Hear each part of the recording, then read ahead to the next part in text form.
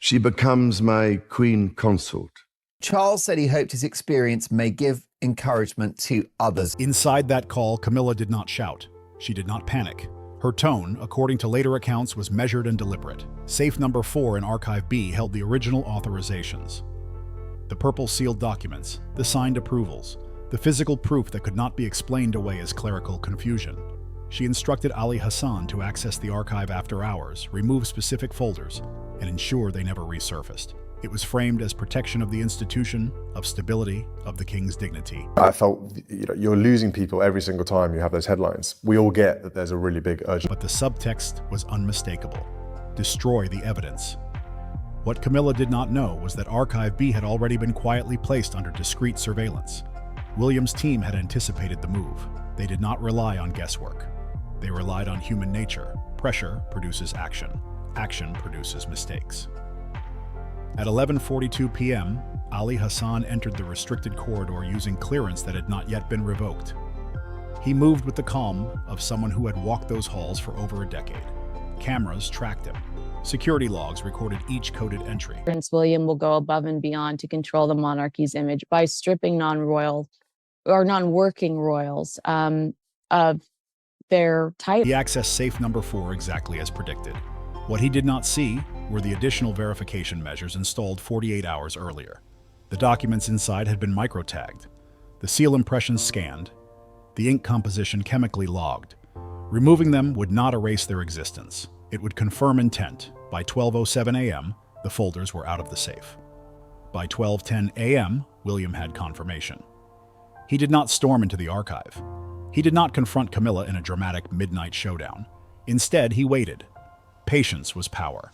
The removal attempt transformed suspicion into obstruction, obstruction into proof. The following morning, an internal security audit was formally announced under the guise of routine oversight during Regency transition. Ali Hassan was questioned quietly, not accused, presented with access logs, video stills, timestamp data. His silence lasted exactly 8 seconds before he understood the scale of what he had stepped into. Camilla was informed that irregularities had been detected within archival protocols. Her response, according to one senior official present, was controlled but cold. She asked one question: who authorized the audit? The answer was simple: Prince William. The confrontation that followed did not happen in public view. It occurred in a private chamber where decorum masked devastation. William placed the recovered folders on the table, originals intact, seal visible, King Charles's trembling signatures undeniable. He did not raise his voice. He did not accuse her of betrayal. He simply asked whether she wished to explain why documents tied to chemotherapy dates had been moved without authorization. There are moments in institutions older than centuries when tradition collides with accountability. This was one of them. Camilla understood immediately that the battlefield had shifted. This was no longer about palace maneuvering.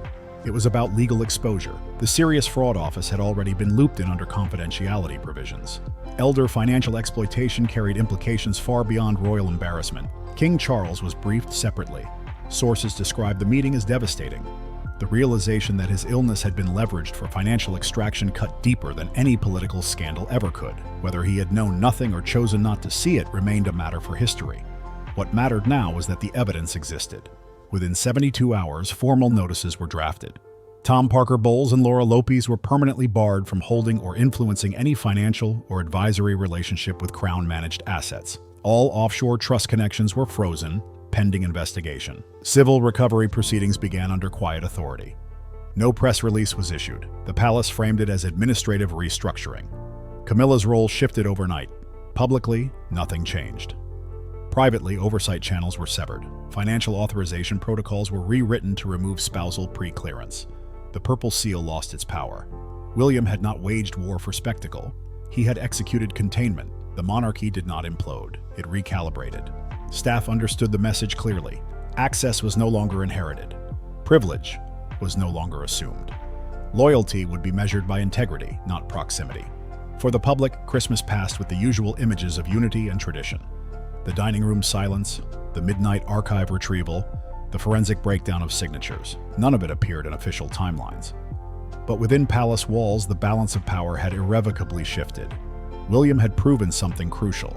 Authority does not require a crown to function, it requires control. And he had taken it. Now the real question remains. Was this a one-time purge or the beginning of a deeper restructuring inside the monarchy itself? Has William simply defended the institution or quietly begun reshaping it in his own image? Let me know what you think in the comments. If you want more deep dives into the hidden power shifts behind the headlines, make sure to like this video, subscribe to the channel, and turn on notifications so you don't miss what comes next. The next chapter might be even bigger. Whom he had elevated to queen consort despite decades of controversy had not merely stood beside him. She had signed beside him. The study felt smaller with every page turned. The air thickened. Outside, the estate remained silent, unaware that the foundation of the monarchy was shifting in real time. Charles looked up slowly. His voice, when it came, was thin but steady. He asked one question. "Are you certain?" William did not answer with emotion. He answered with evidence. He placed a digital recorder on the desk and pressed play. Camilla's voice filled the room, clear, unmistakable, composed. She referenced safe number 4. She instructed destruction. She emphasized urgency. There was no ambiguity in her phrasing, no suggestion of misunderstanding. It was procedural, tactical. The sound ended. For a long moment, no one spoke. Camilla attempted to interject, her tone controlled, almost indignant. She framed it as damage containment, as protection of the crown, as shielding Charles from scandal during illness. She insisted the funds had been temporary reallocations, that everything could have been restored, that her children had simply been safeguarding assets. William did not raise his voice. He laid out the offshore trust structures, the shell corporations, the duplicated invoices, the coordinated medical timing. He explained that Ali Hassan had testified under recorded agreement, that forensic auditors had reconstructed every transfer, that the Serious Fraud Office had been briefed confidentially under national interest protocols. This was no longer palace politics, it was criminal exposure. Charles removed his glasses and closed his eyes. The betrayal was not financial alone, it was intimate. Trust had been extended in sickness, papers had been signed in weakness, decisions made under the assumption of shared loyalty.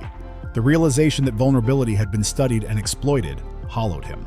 Camilla's composure fractured for the first time. She pivoted. She reframed. She suggested William was overreaching, that activating emergency oversight powers had destabilized the institution. That scandal would destroy everything Charles had worked for. William's reply was simple.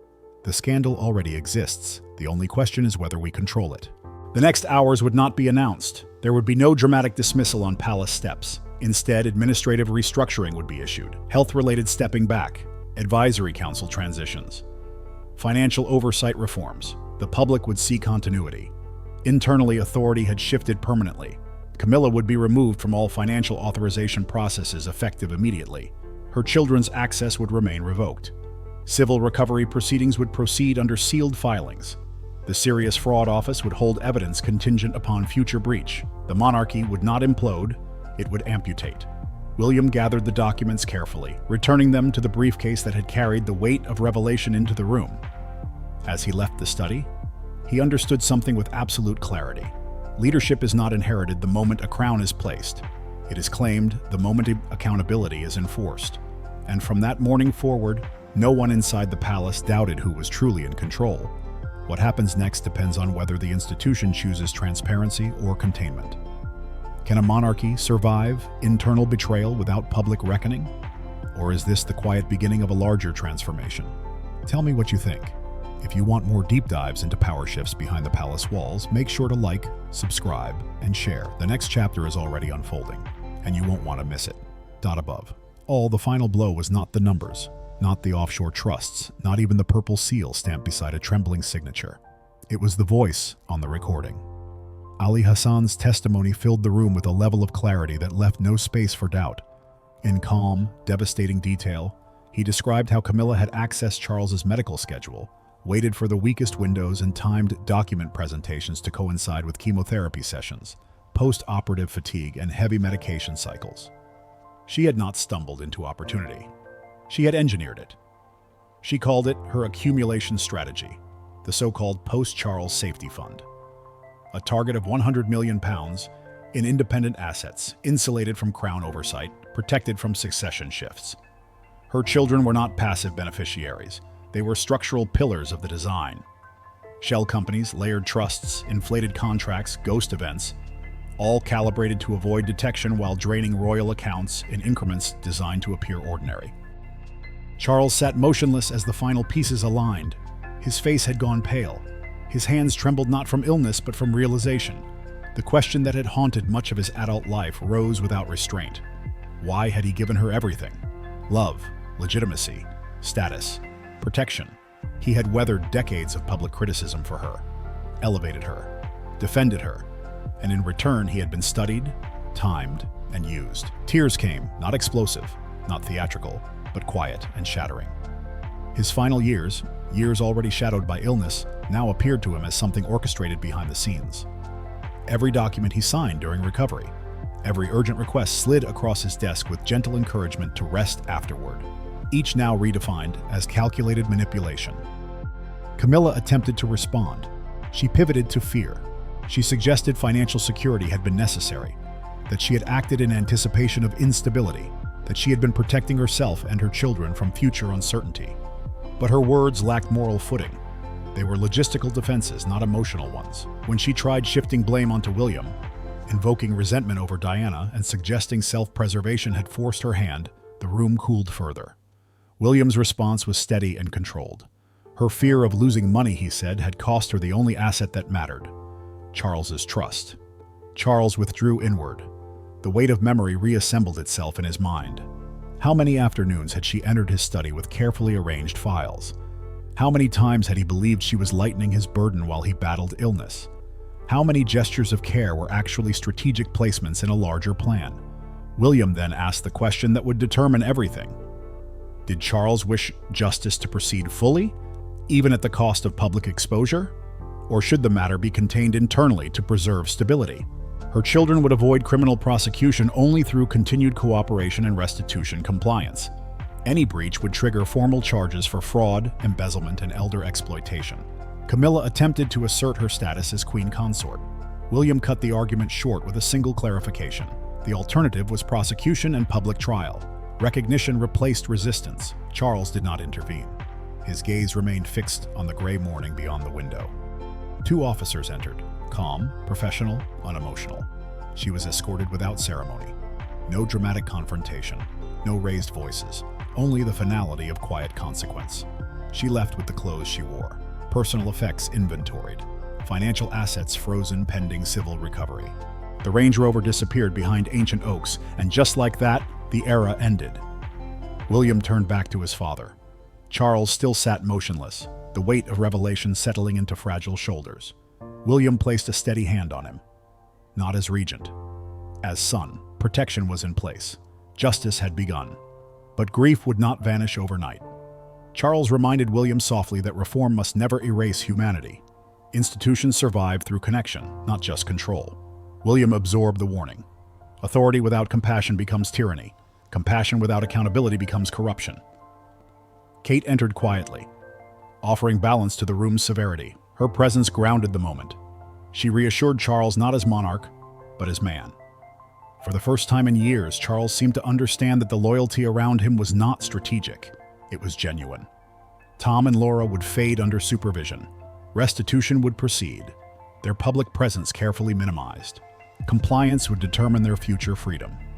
As William and Kate departed, Charles remained by the window, grief and relief braided together across his expression.